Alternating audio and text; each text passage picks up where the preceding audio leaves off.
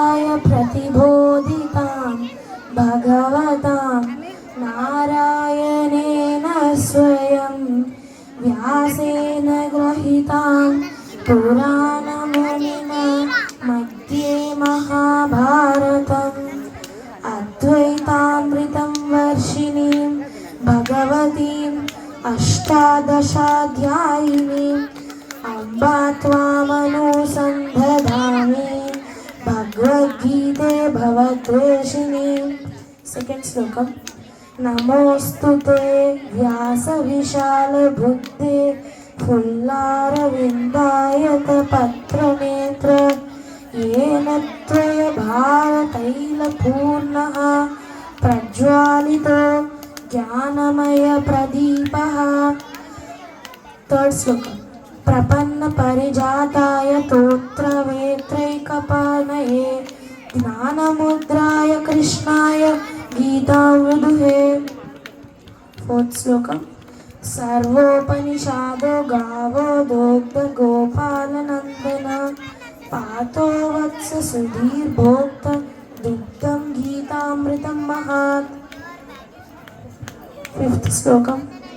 वासुदेवसुतं देवं कंसचाणूरमर्दनं देवकी परमानन्दं कृष्णं वन्दे जगद्गुरुम्। सिक्स्थ श्लोकम। भीष्मद्रोणतटा जयद्रथजला गान्धारनीलोत्पला शल्यग्रहवती क्रीटेन वाहनी कर्णेन वेलाकुला अश्वत्थामविकर्ण घोरमकरा दुर्योधनवर्तिनी सोतीर्णो कालो पाण्डवै घ्राणनदी कैववर्तका केशव।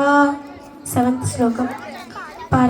परशायवचा सरोजममलं गीतार्थगन्धोत्कं नयङ्ख्यङ्का केसरं हरिकथा सम्बोधना बोधितं लोके सज्जनशात् पदैरहर पीपेयं मुदा भूयाद् भरत पंकजं कालीमल प्रध्वंसिन श्रेयसे। एट श्लोकम। मूकं करोति वत्सलं पंगुं लंकयते गिरिं यत्कृपतहं वन्दे परमानन्दमाधवम्। नाइन्थ श्लोकम। यं ब्रह्म वरुण इंद्र रुद्र मारुतस्तुवन्ति दिव्यैस्तत्त्वैः वेदैः साङ्गपादक्रम उपनिषदै ज्ञानहीयं सामगः ध्यानशित तद्गतेन मानस पश्यन्त यं योगिना यस्वतं न विदु सूरसर गानदेवै तस्मै नमः। Thank you.